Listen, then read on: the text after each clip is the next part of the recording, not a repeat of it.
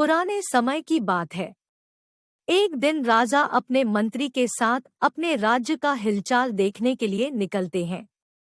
वो देखते हैं कि एक किसान पथरीली और उबड़-खाबड़ वाली जमीन पर गहरी नींद से सो रहा था।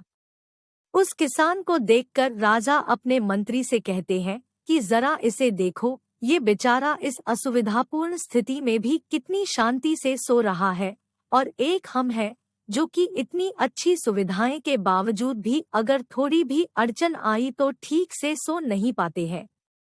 मंत्री ने कहा, महाराज, ये किसान अब इस परिस्थितियों में ढल गया है, इसलिए वो अच्छे से सो रहा है। अब उसने अपनी इसी लाइफ को एक्सेप्ट कर लिया है। मनुष्य का शरीर बहुत ही कठोर होता है। उसे जैसी व्यवस्था मिलती है वैसा ही वो अपने आप को उन परिस्थितियों में ढाल देता है।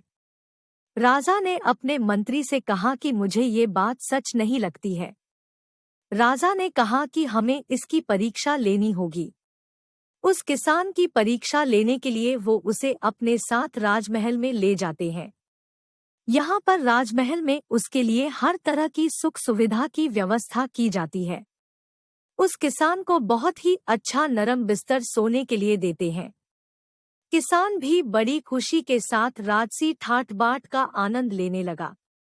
इसी तरह किसान को राजमहल ने आए हुए 2 महीने हो गए। अब किसान भी इस सब सुख सुविधाओं का गुलाम बन गया था। उसी बीच एक दिन मंत्री ने चुपके से किसान के बिस्तर में कुछ पत्ते और तिनके रख दिए।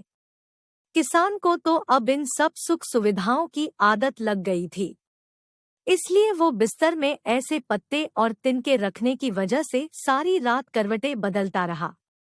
उसकी नींद भी ठीक से पूरी नहीं हो पाई। अगली सुबह राजा और मंत्री उसके पास उसे मिलने के लिए पहुंचे।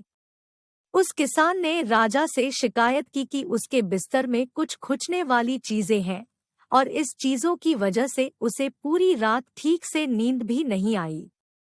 किसान की बात सुनकर मंत्री ने तुरंत राजा से कहा कि देखा महाराज, ये वही किसान है जो कि पथरीली भूमि पर भी गहरी नींद में आराम से सो रहा था, किंतु ये अब 2 महीने में तो राजमहल के विलासितापूर्ण जीवन का आदी हो गया है।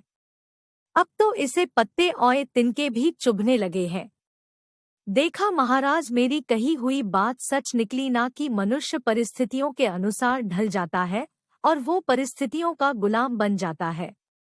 राजा ने अपने मंत्री से कहा, हाँ, तुमने मुझे उस दिन सच बताया था।